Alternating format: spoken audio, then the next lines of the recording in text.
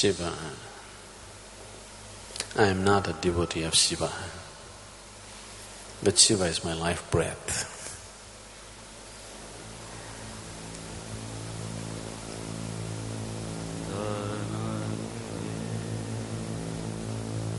I am not a worshipper. I have never prayed to Shiva or to anybody in my life. Never, not even once. But He's been my breath and being always.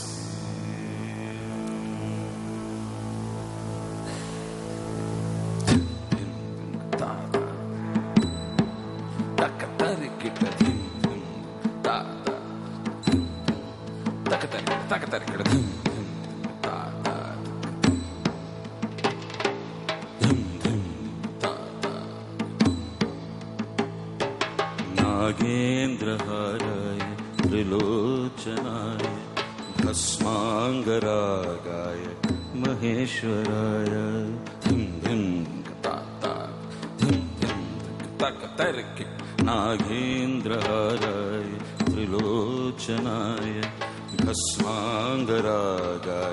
महेश्वराय नित्याय शुद्धाय दिगंबराय तस्मै शिवाय नमः शिवाय तस्मै नकाराय नमः शिवाय ओम नमः शिवाय ओम नमः शिवाय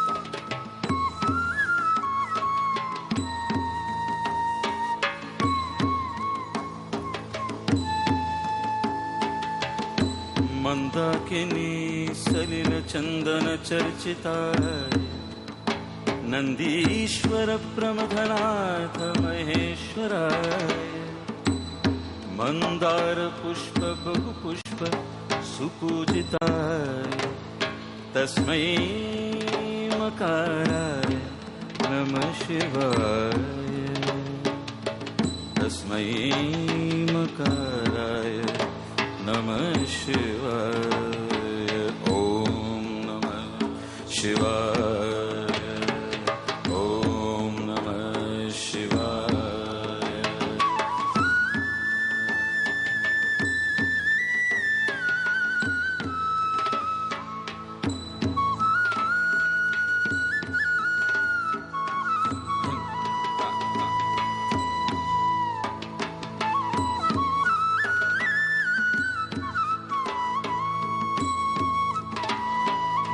शिवाय गौरी वदनाब्ज वृंद सूर्याय दक्षाध्वर नाशकाय श्रीनीलकंठाय वृषभध्वजाय तस्मै शिकाराय नमः शिवाय तस्मै शिकाराय नमः शिवाय ओम नमः शिवाय ओम नमः शिवाय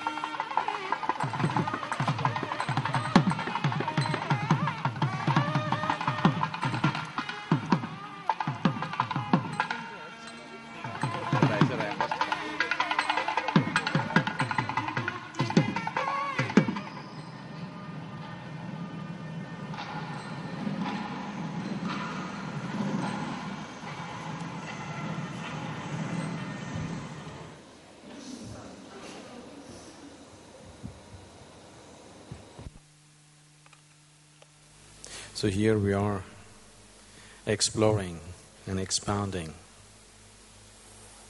the glorious ways of Shiva. The only way you can grasp what's happening here in the next 7 days is the first part of Shiva's teaching was to Parvati, his wife. It was taught in a certain intimacy, in a certain closeness, certain lack of resistance from the other person. If you want to grasp this, you have to sit here like the Devi herself, otherwise that part of Shiva's ways will be totally out of reach. Shiva expounded various types of yogas, every kind. The most gentle and compassionate yoga, the most ruthless forms of yoga, both were expounded. Because with him, he has no qualms about anything. He has no morality. He has no right and wrong. For him, his body is just an instrument.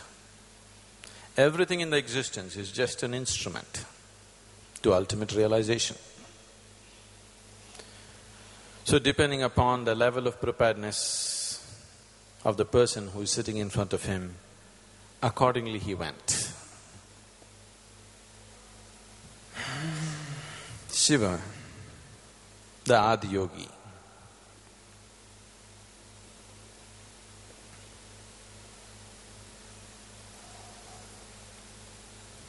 came to an inner state of stillness,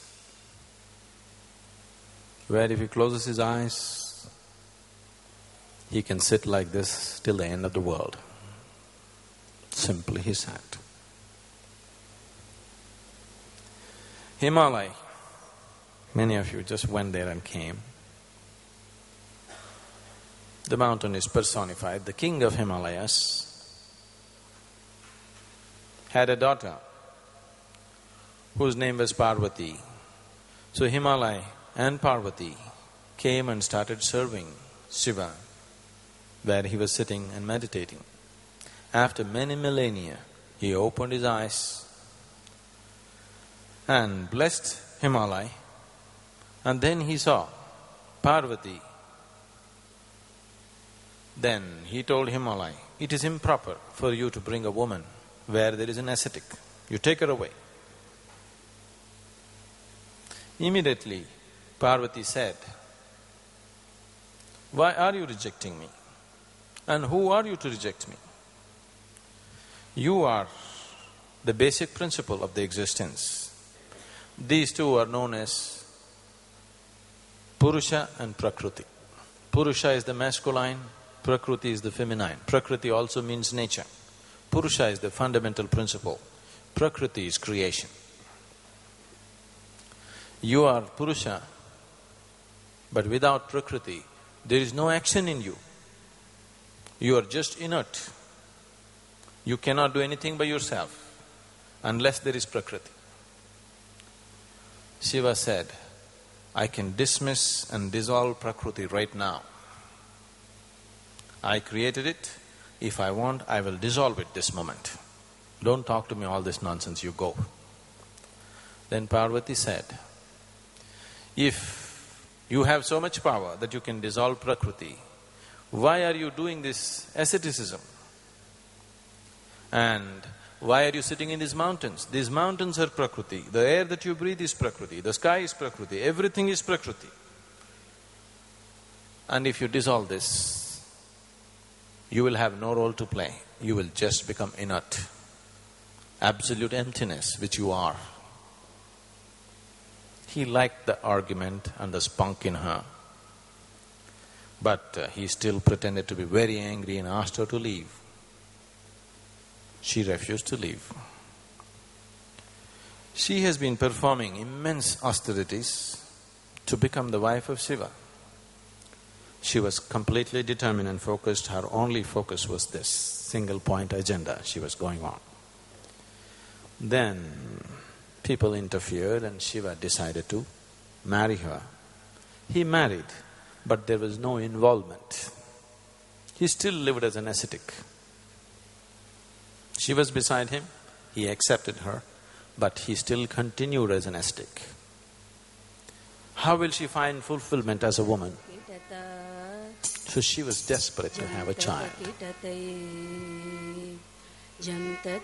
So when Shiva was not there, when she was having bath on the banks of Kanti Sarovar, where some of you happen to go this time,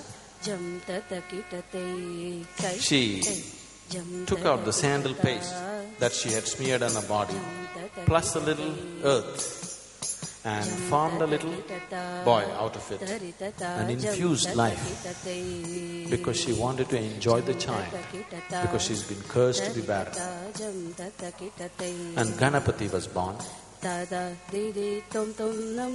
Shiva was in the mountains meditating. After about 12 years' time, he came back. By then, Ganapati has grown into a 12-year-old boy. Parvati was having bath, so she had asked Ganapati to watch out so that nobody comes this way. He was standing guard for his mother. Shiva came. He was in a certain mood. He was just walking in. After 12 years, he's walking into the house. Ganapati stopped him, said, "You cannot enter." He asked, "Who are you?" He said, "It doesn't matter who I am, you cannot enter." Shiva just took his axe out and chopped his head off. So the boy fell dead. And Parvati came from a bath and saw her son dismembered. She just went into such sorrow and angry with Shiva. She said, "You have to do something." Then he just came home and he killed his own son, and now his wife is angry, you know.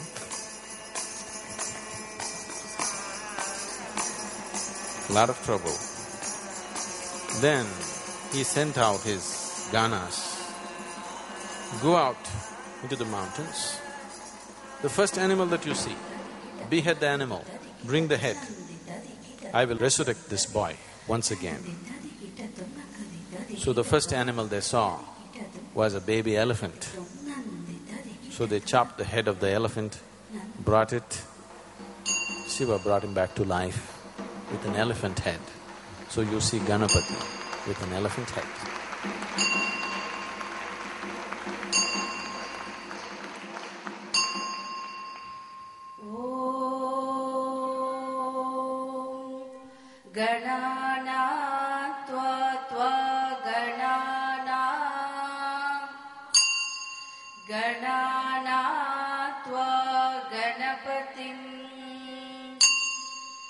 गणपतिं त्वा गणाना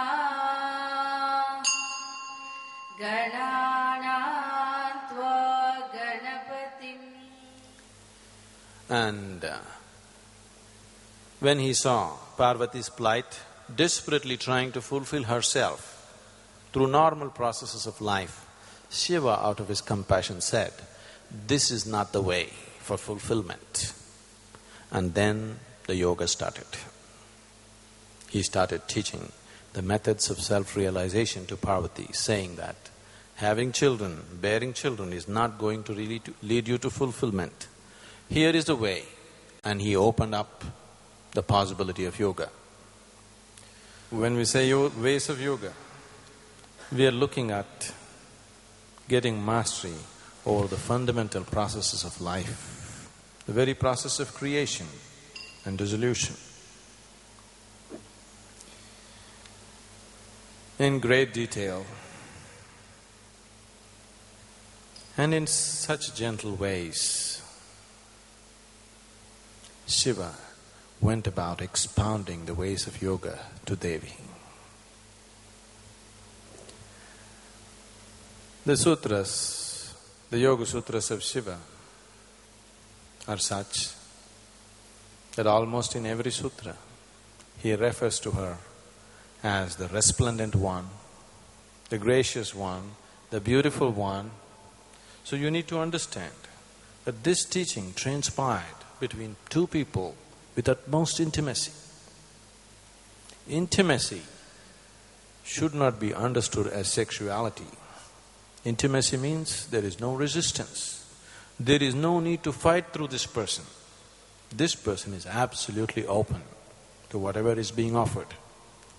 So it in such a state that these sutras were offered. So the sutras will be so subtle, so gentle. A thinking mind, an arguing mind will wonder, will such a thing work? But it worked miraculously for her. And she became fully realized. Here, if we have to expound yoga in Shiva's ways, you have to really sit in my lap. Absolutely no resistance. Either you have to sit here like a Devi, or you have to sit here as a child. If you can't do this too, you just have to enjoy the party. We'll make sure the party is good. Shiva repeatedly referred to Devi as the resplendent one. So, you must be that way. You must dress that way, you must be that way so that I can refer to you that way, okay?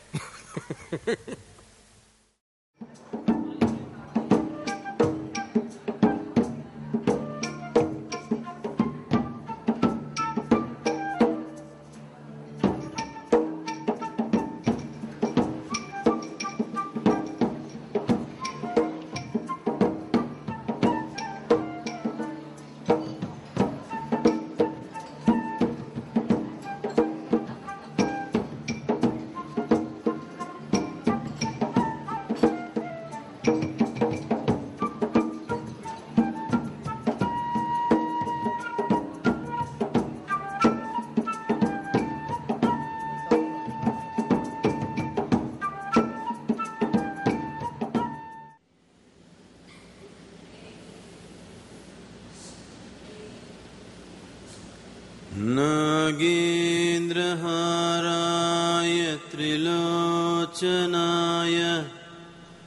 भस्माङ्गरागाय महेश्वराय नित्याय शुद्धाय दिगम्बराय तस्मै नकाराय नमः शिवाय तस्मै नकाराय नमः शिवाय।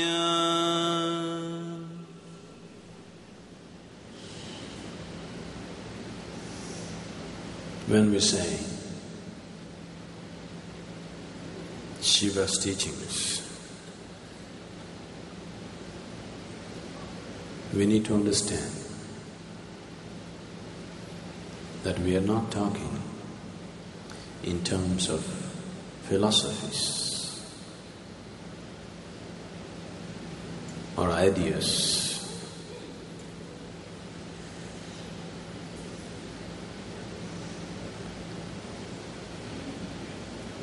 These are purely methods. They're just methods to get a person moving from one state of consciousness to another. There is no teaching involved. There is no philosophy involved. Shiva is not a philosopher, he's a yogi. When I say he is not a philosopher,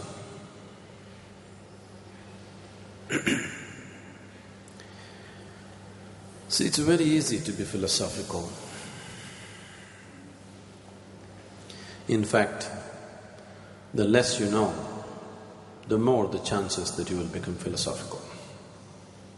It's very easy to become a philosopher.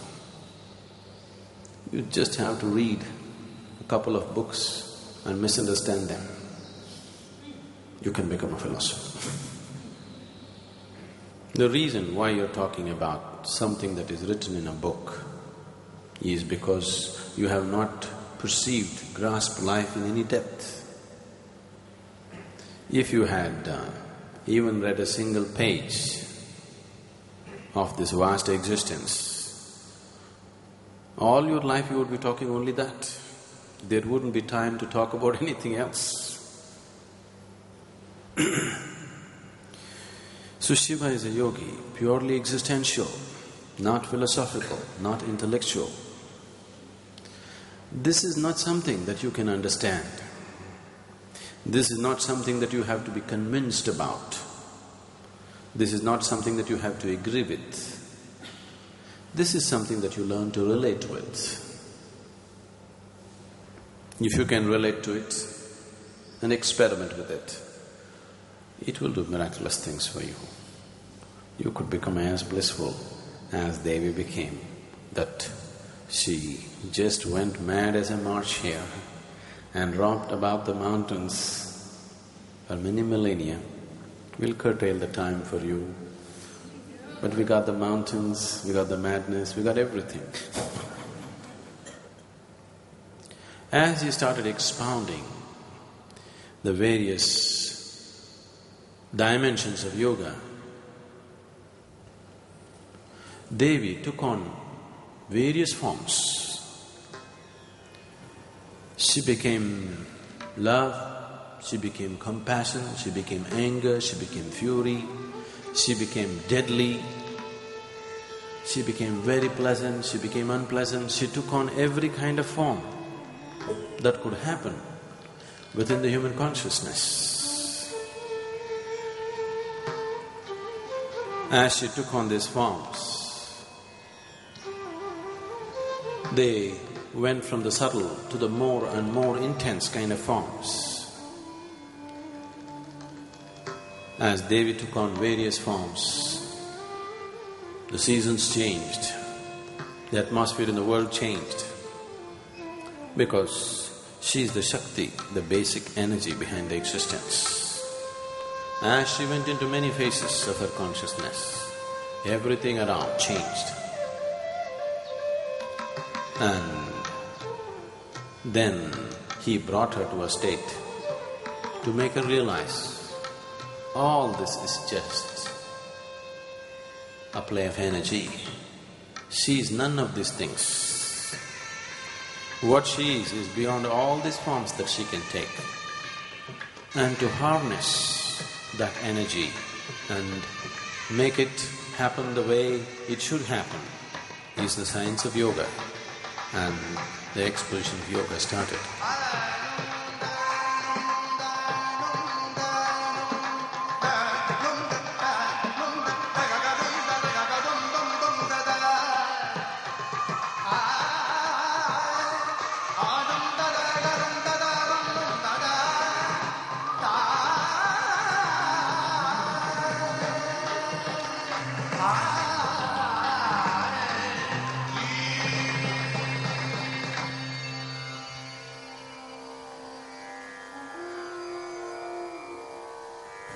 Shiva said, what you went through right now is just a play of your energy. This is not you. Then Devi asked, how do I realize that this is not me? Then Shiva gave her a simple process.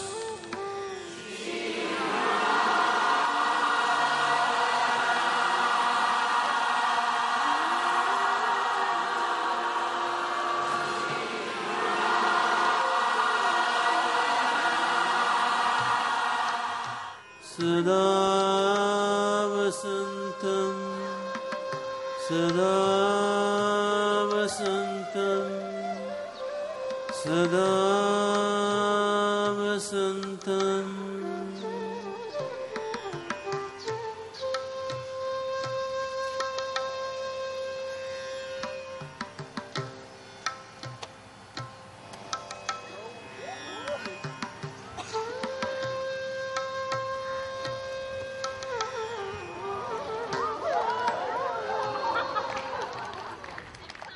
The dancer who is here, her name is Anita Ratnam, probably most of you already know.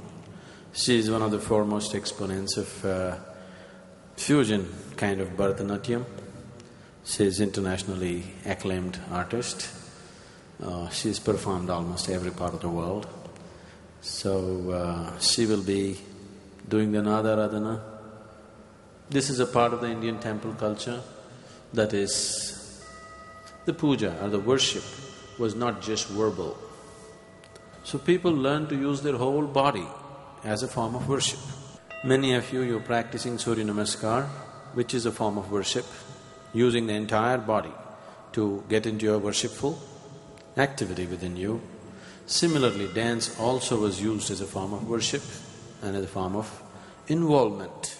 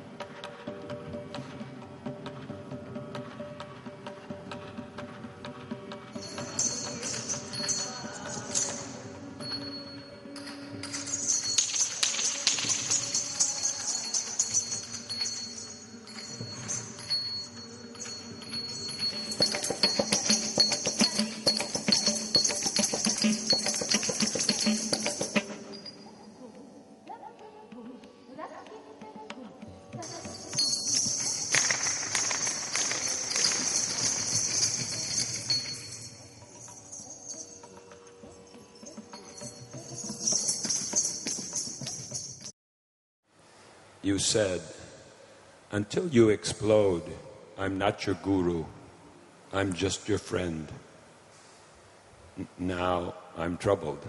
I want a guru. I've got a few friends already, but I want a guru. So here I am to explode. Please explode me.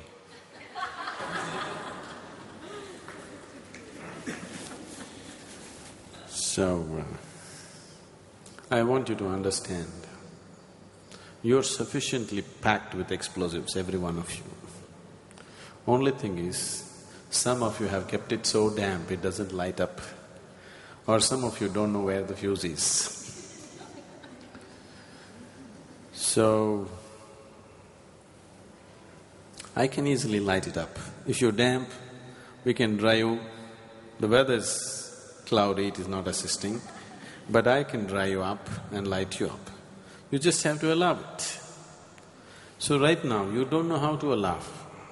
If I say, allow me to do it, aren't I allowing you? I came for the program, I'm sitting here, what else am I supposed to do? So you don't know what it means to allow. So right now I'm telling you, just be involved. Absolutely. Involvement does not mean, Shiva. That's not involvement. You just go, simply go. Total involvement. Like, this is the last thing that you're going to do in your life. Like that you must do everything. Every breath, every step, every word, every act. You must do it like this is the last thing you're going to do in your life. With that involvement if you do, I'll explode you. Because you're packed with explosives, every one of you. I don't have to, put any explosives into you, you are sufficiently packed. But damp or hiding the fuse. You don't know where the fuse is, you don't know how to light, you don't have a matchstick. I have all the fire you want. If you just show some involvement, we will explode you. As the story goes, Brahma, as he often does, granted the boon of invincibility to Mahisha, a powerful, ambitious asura. Except Brahma said, I can't give you immortality. So Mahisha thinks and says, make me invincible to any god and any man except a woman. And so when Mahisha begins his reign of terror, Shiva and Vishnu congregate. They not just chastise Brahma, but they also say to themselves, our wives are really too gentle to take on this brute. So we have to create a new divinity, a mighty force whose energy will be as swift as an arrow, unafraid, who will rush forth to shatter any obstacle. She will be the best of us, Shiva says. And so is created Durga. Tonight's presentation is called Andari, one of the many names that Durga is given, another being Ishvari, the wife of Isha, Shiva. The first scene in Andari describes the goddess as world mother, and as in one of the old epics, she is described as a giant female spider who spins the world as her web from her body. The world is created and she watches with great joy at her creation. But then slowly the dark forces prevail.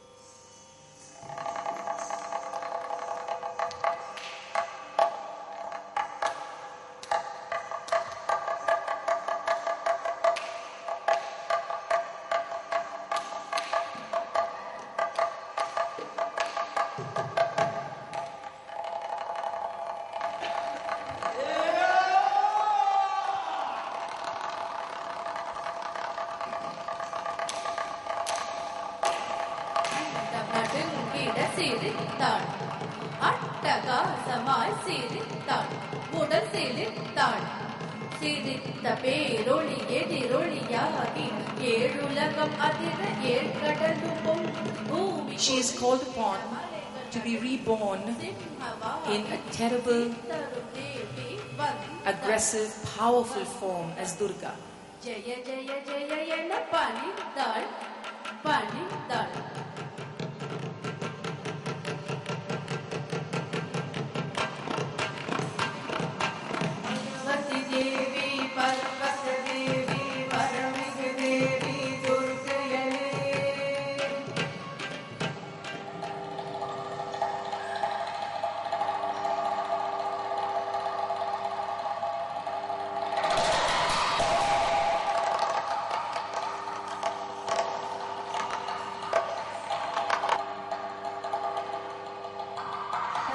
Battle that lasts for 10 days and 10 nights. Mahisha is ensnared and victory. The goddess is led in a great procession to the ocean where she is immersed and everybody waits for her return into their homes the next year.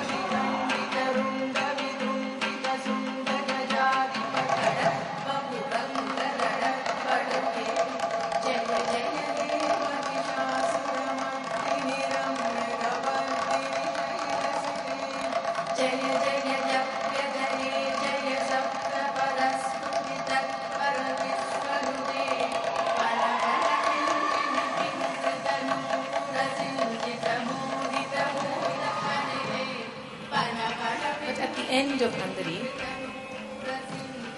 Durga is so disgusted with the greed of humanity that, like a female spider who not only spins a web but can consume it and destroy what she has created, she decides it's time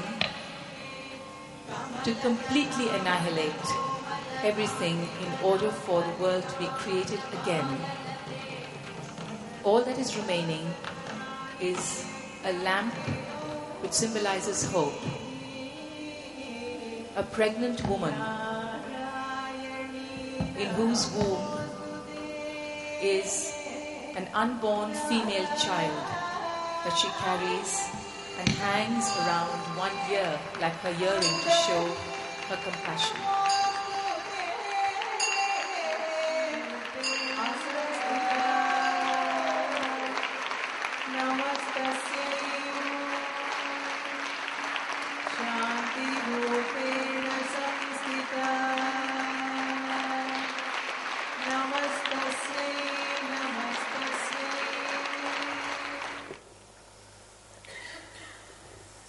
Now that Anita gave us a fantastic display of Durga, I think we should say something about Linga Bhairavi. A fiercer aspect of the Devi in the form of Linga Bhairavi will be consecrated here as a part of the Dhyanalinga temple. It will involve various aspects. It'll be a completely different kind of consecration and a different kind of space and energy.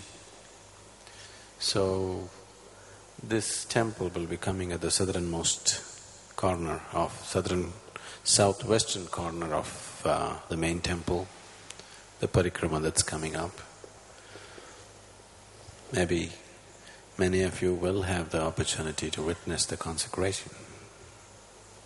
Sadhguru, I was just wondering that in the stories that you tell us about Kartikeya and the elephant god, or what is depicted in the dance, what is the spiritual message, or should we just hear it as a story, or there's something deeper? When Parvati, I'm telling you another story. When Parvati asked Shiva,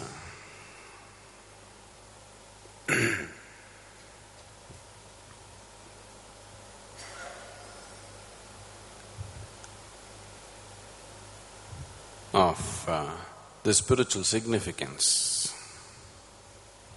of many of his actions, I can understand this, you're meditating, I can understand, okay, that is a spiritual thing. But now you're dancing, now you're hunting, now you're drinking, now you're smoking. What is the spiritual significance of all this? And you have all kinds of distorted and demented beings around you. What is the spiritual significance of all these people? I don't see any spirituality in them. Why do you have them around you? So Shiva said, there is nothing in the existence which is not spiritual. Everything is spiritual, unrealized. Now, all the methods that we're talking about, whether it is a story or a joke or a meditation or a process that we're doing, it is just to bring it into your awareness. What is it that you're clinging to? What is it that you have to… What is it that's obstructing you? You just have to look at those things. Don't try to understand where to go. You don't know where to go. What is it that is stopping you? You just have to understand the obstacles. Don't try to understand the route of life. Because it's not a dimension to be understood. But you can become that.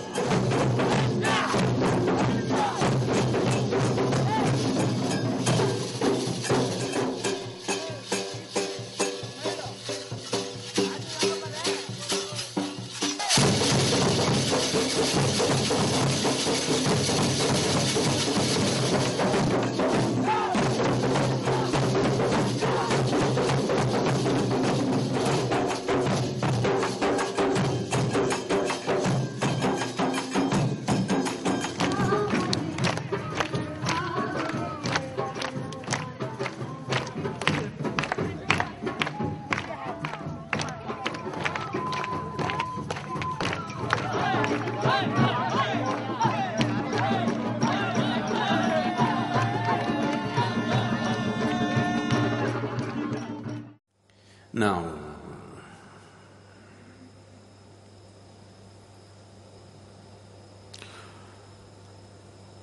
one important aspect of your life which doesn't allow you to live your life in total intensity, which doesn't allow this energy to burst forth with great exuberance is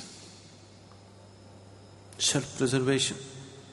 Self-preservation means constantly battling against death. Yes?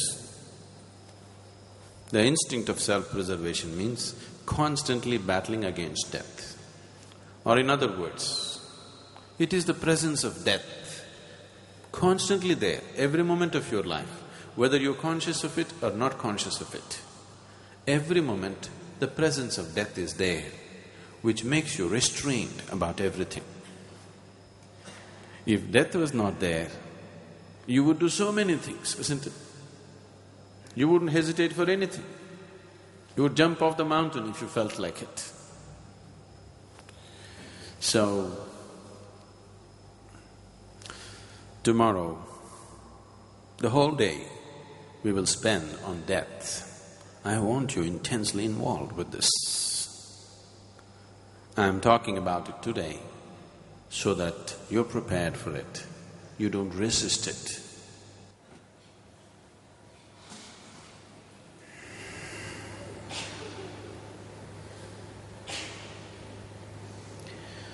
The greatest calamity of the human mind is that it is against death. Because the moment you reject death, you also reject life.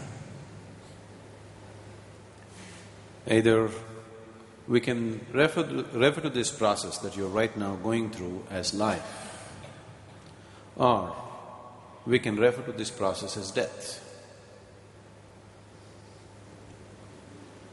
It is happening. One day it is going to be complete.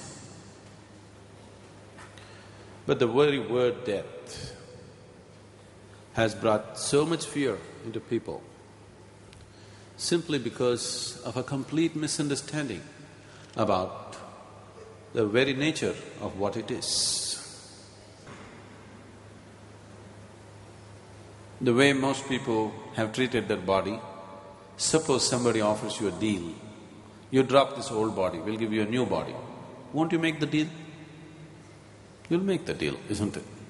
So, you're not afraid of losing the body, that's not the issue. It is the personality, it is your ego which is so afraid of losing itself. Where is your ego located? It's in every part of your body. I'm talking the physical geography of the ego. It's everywhere, but its main location is in the face.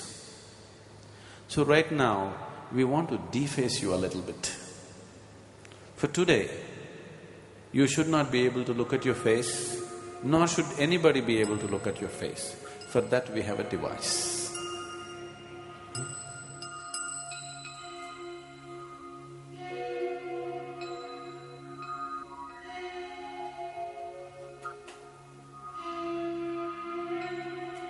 You should become faceless. Once your ego is not a problem, then you will see death is not a problem. It's very simple.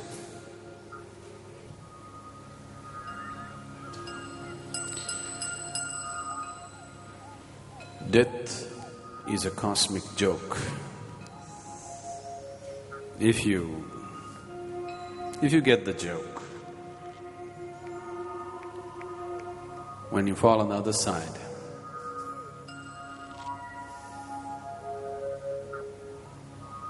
it'll be wonderful. If you don't get the joke, if you're here, you fear the other side. When the other side comes, you just don't know what it's about. So today it's an attempt to bring you to an experience where you grasp the cosmic joke where death becomes a laughing matter in your life. Here we will go through a certain process. Once you know the relaxation of death, then life becomes an utterly effortless process.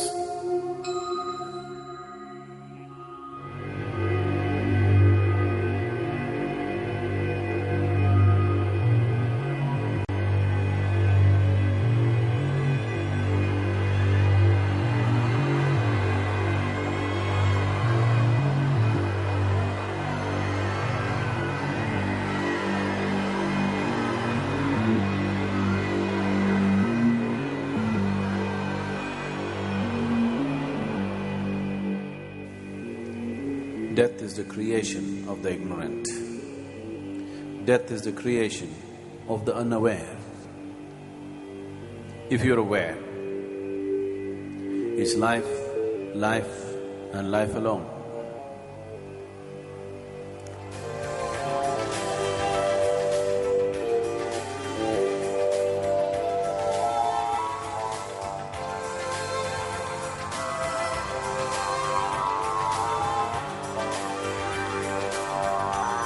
Only when you put death to death, only then there is eternal life.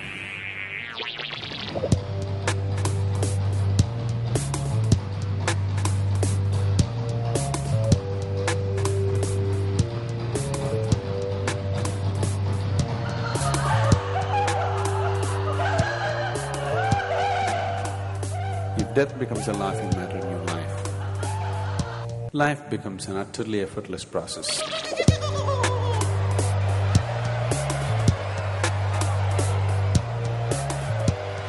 Let everything that you know as this body be dissolved. Let emptiness pervade.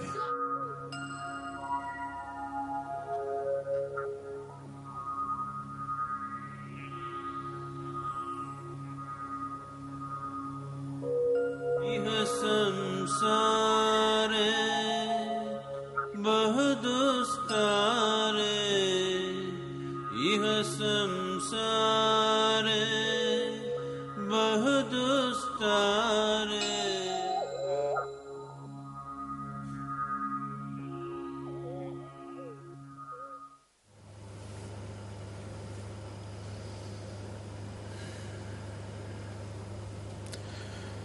Shiva is a god who should not be named, because to name him is to limit and curtail him. At the same time, the sum of his many, many names also bring out the indescribable mystery of who he is, or indescribable mysteries of what this creation is. Of his various forms, Kala or Mahakala is an important, at the same time a fierce form. As Mahakala, he is the lord of time. As Kala Bhairava, he is the destroyer of time. When we talk about transcendence, when we talk about spirituality, yoga, we are seeing how to go beyond the limitations of time and space. Because time and space belongs to the physical plane of the existence. Once you aspire to be spiritual, what it means is you're aspiring to be something more than the physical. Once you're something more than the physical, that means you're aspiring to be beyond the limitations of time and space. It is only the foolish, it is only the ignorant who will try to stop the process of death. The aware, the enlightened, are seeing how to make death into a tremendous opportunity to move from one dimension to another. Anyway, nature is releasing you from the physical. If you do it with the right sense of awareness, that could become your ultimate liberation too. Here today, Santosh will present a certain dance piece on Mahakala.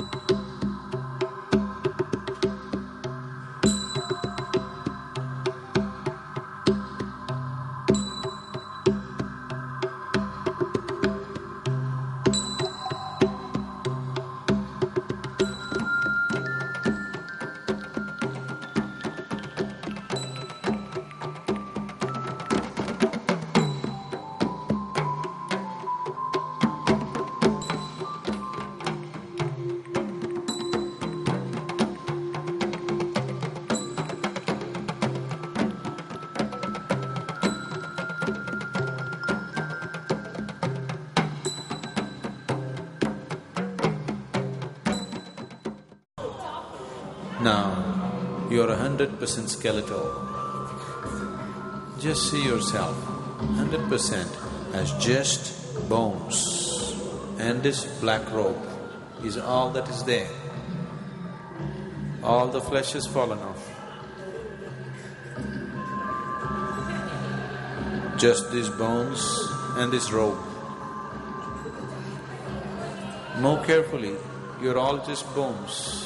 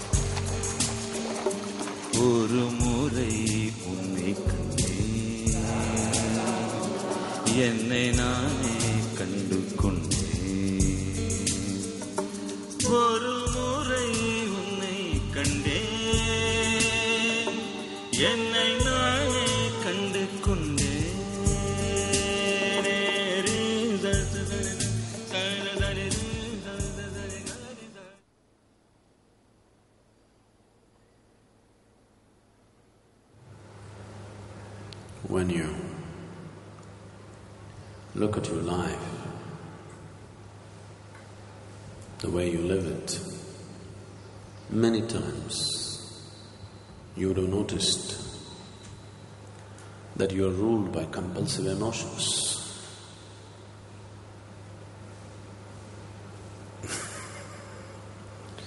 Today you really want to be peaceful. Today it happens to be your wife's birthday, your husband's something. You really want to make sure nothing goes wrong. That's the day just the anger rules you. Just comes out for no reason. If one has to go beyond the limitations or beyond the compulsiveness that a certain type of accumulation creates within us, either one has to raise into a different level of awareness, consciousness, with which he can become free, or another way is he has to transform his energies. Raising to higher levels of consciousness generally is very deceptive. Everybody believes they're very high consciousness. If you put them to test, then they'll fail miserably, because the nature of the mind is such, it can deceive you till the end. Transforming your energies is a more certain and solid way, because here you can't fool yourself. Here you can't imagine things. You may imagine I'm in heaven, but nothing moves here unless you do the right thing with it. You may imagine that you're very close to God, but nothing moves here unless something genuinely happens. So transforming your energies is a more sure path, a more certain path. You're walking on solid ground. And all you need is a certain dedication and involvement in a certain practice.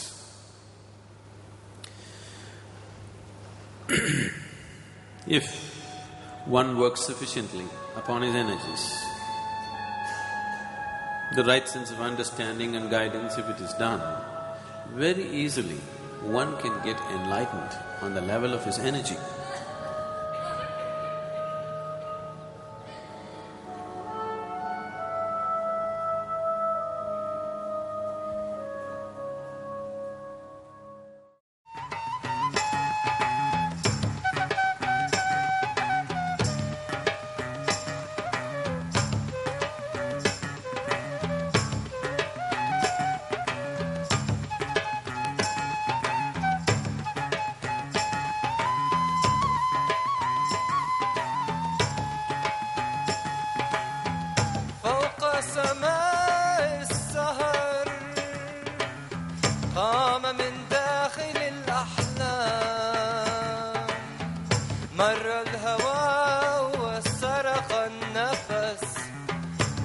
وحيدا في أعماق القدر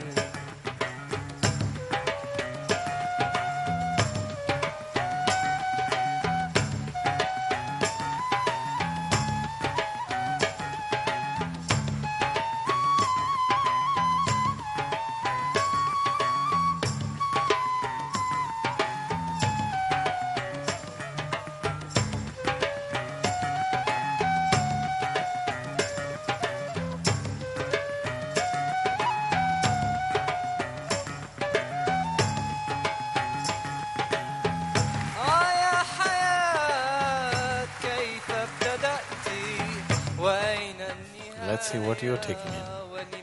I want you to take a partner. Take a partner. Pick somebody. لو ما عشقت النفس لكان دام الصراع بيني وبين نفسي وبين الله.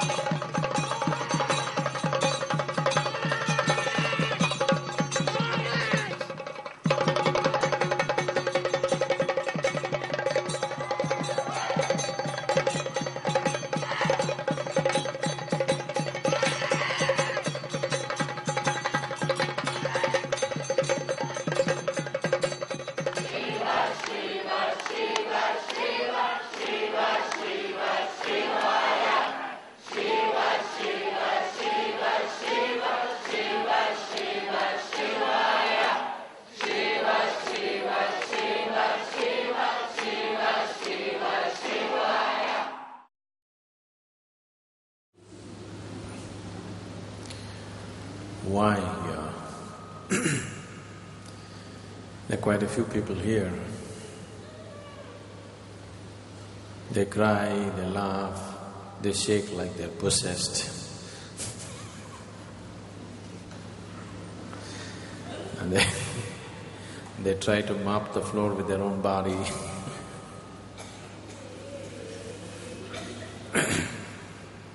Why these people are like this? The devotees of Shiva have always been very extremist kind of people. Extremist not against somebody, extremist with themselves. Devotion means you don't matter anymore. Who you are is just nothing. Right now, Shiva, Shiva, take care of my life, Shiva, Shiva, my family should be good, Shiva, Shiva, my property should go well. This is deception, this is not devotion. When we say Shiva, when you utter the word Shiva, you must realize you have ignited a longing for the unbounded. We're not talking about somebody, some fanciful man with snakes and demons around him. We're talking about the boundless. Then you come to a point where it's utterly still and just sit there for some time. Let's do this.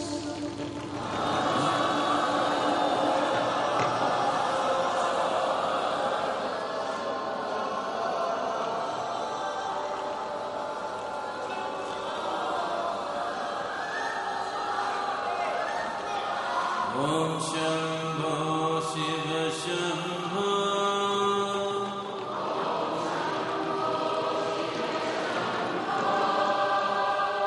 Jaya Shambho Mahadeva.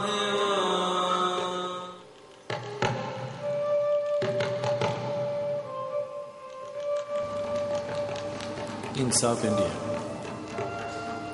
there is a whole culture of Shiva devotion. Most people could not make the head or tail out of what they're doing.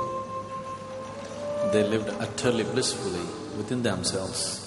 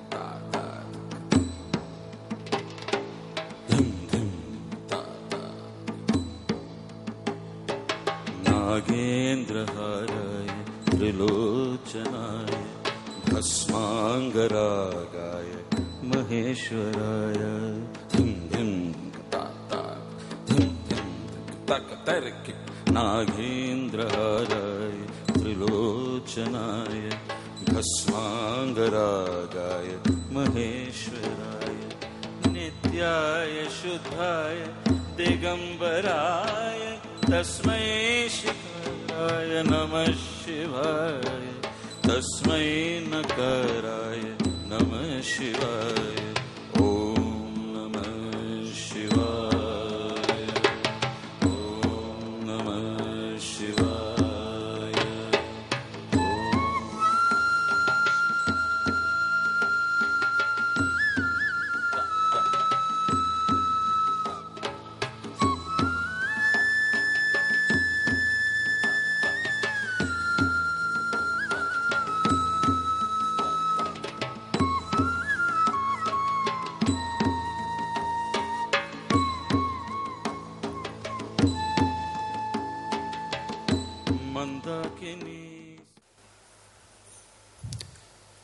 When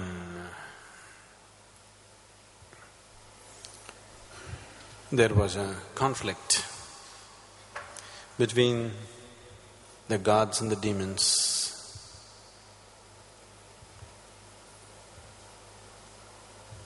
when repeated conflicts happened and many were being killed, they decided to bring forth the elixir of life or the amrita which was hidden in the oceans up and share it among them so that both of them will become immortal and they can fight joyfully.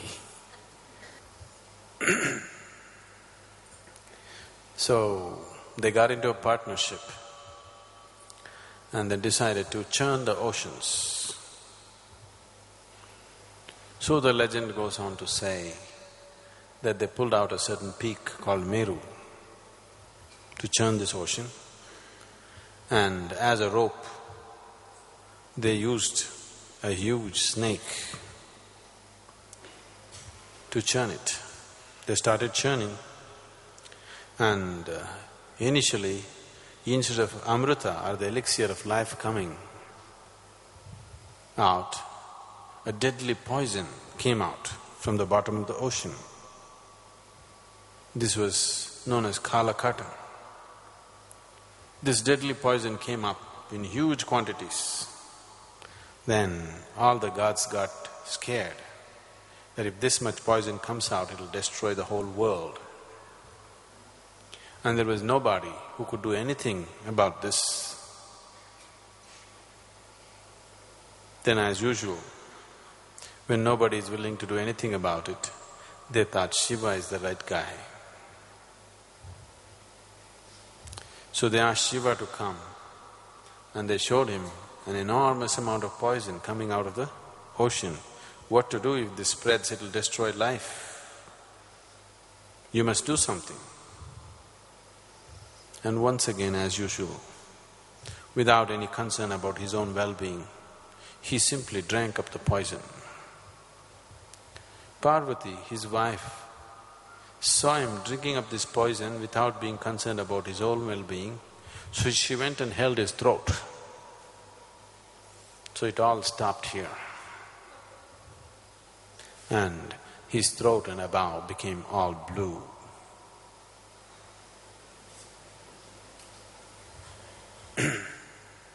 So today we are all blue to honor, to appreciate Shiva's innocence and carelessness about his own well-being. Any number of stories to depict this, that he simply did not bother about his well-being, he just went about doing what's needed. So in honor of that, these are folk artists who have to plow their fields, who have to do so many things for their living.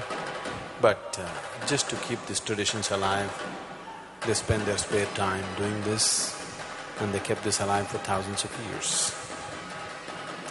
So now we will watch Veeragasi Kunita from Karnataka.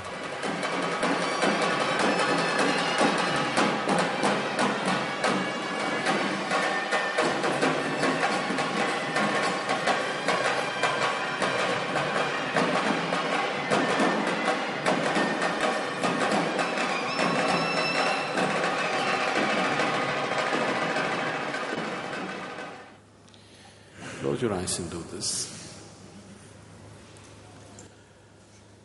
Shiva, Shiva, Shiva, Shiva, Shiva, Shiva, Shivaya. Shiva, Shiva, Shiva, Shiva, Shiva, Shiva, Shivaya. Shiva, Shiva, Shiva, Shiva, Shiva, Shiva, Shivaya. Shiva, Shiva, Shiva, Shiva, Shiva, Shiva, Shivaya.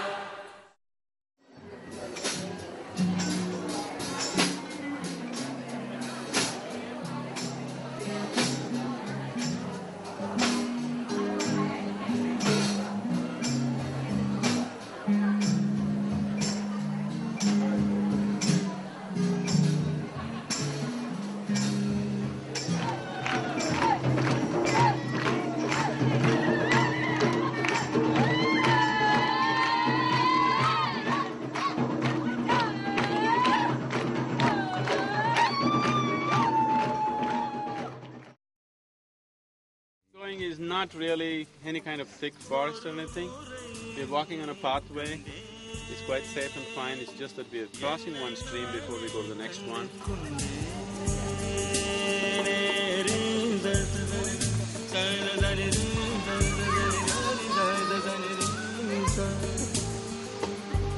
Oh, this is the place here, isn't it?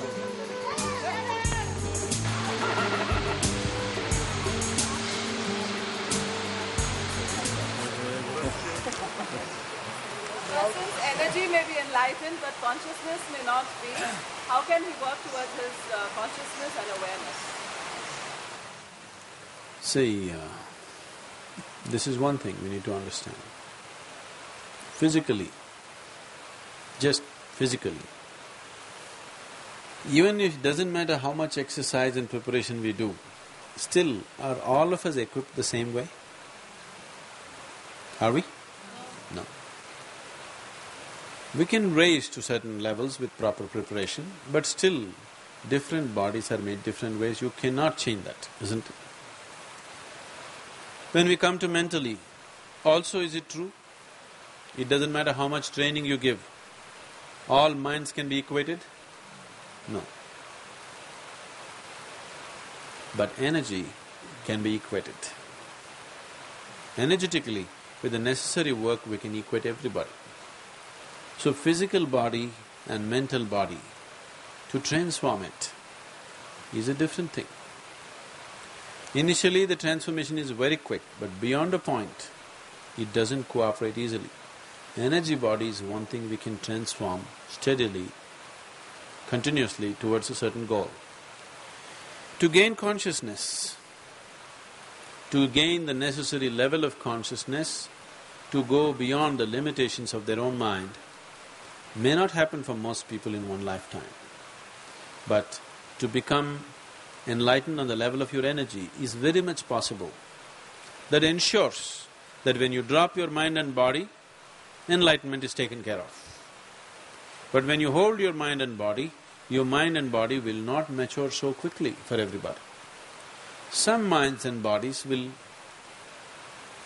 mature very quick because the inside part, the energy in which you are soaked all the time, has reached a certain point, very easily it can change the mind and body.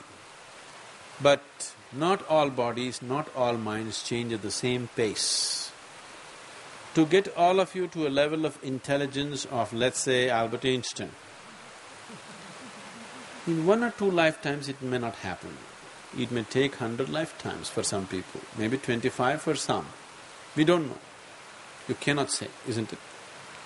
But to equate your energy with mine right now, In this lifetime you can do it if you do the right things with the right sense of intensity and involvement. In this very lifetime it can be done. If everything and everybody is connected, then how can one person be enlightened? Or one thing can be enlightened?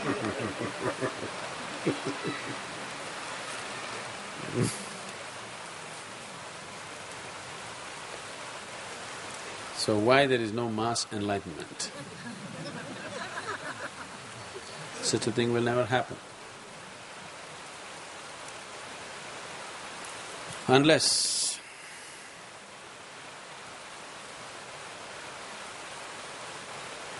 don't want those extreme situations. Such things don't happen. Not that it'll never happen, such things don't happen because enlightenment is individual. It's about you. In certain situations, because all of them are in a certain level of preparation and in a certain type of influence and certain type of openness, it may happen to 25 people at a time, but still it is individual, what happened within them. Now, all of us watched the sunset, maybe all of us felt joyful, but still it is individual joy, isn't it? Because all of us are joyful, we think the whole group is joyful. No, the whole group is not joyful, it's only individuals who are joyful. Because joyful people have gathered together, we say the group is joyful, in description. But in reality, only individuals are joyful. So the same way, all experience is individual because the seat of your experience is rooted within you. The seat of your experience, if it was out here, then we could get the air enlightened. But the seat of your experience is within you, isn't it? So that's the only place anything can happen.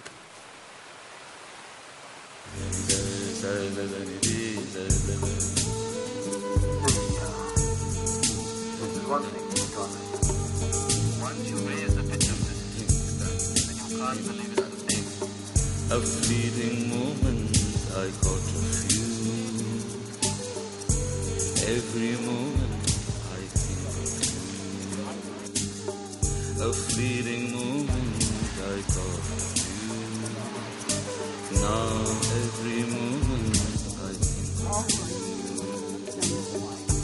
एक नजर देखा तुझे, अब हर एक पल सोचूं तुझे. गुरु मोरे उन्ने कंडे, येन्ने नाने कंडे. Shiva said,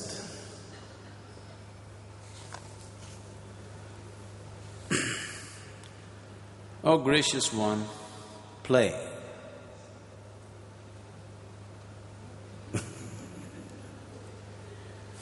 Do you understand? Don't be so dead serious. Shiva says, "O gracious one, play." Universe is an empty shell wherein your mind frolics infinitely. Universe is an empty shell where your mind frolics infinitely. And you know this only if you can play. If you're dead serious, you miss what is here and you miss what is beyond. One who does not know how to play can neither know love, nor devotion, nor meditation. All these things can happen only to somebody who is playful. Playful does not mean irresponsible. So you need to understand this. If you want to play a game, whatever game we decide on, we have to play by the rules, otherwise the game itself will collapse, isn't it? So you must play. Do you know how to play?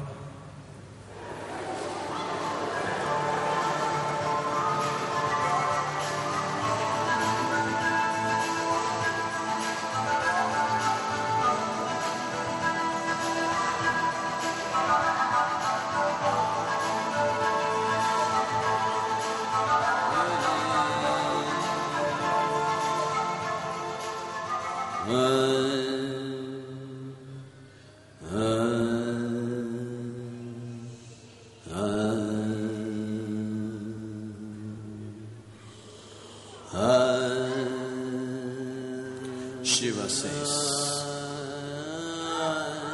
"O sweet-hearted ones, feel yourself pervading all directions, far and near. Include the vastness of the skies as yourself. Include the whole existence as yourself.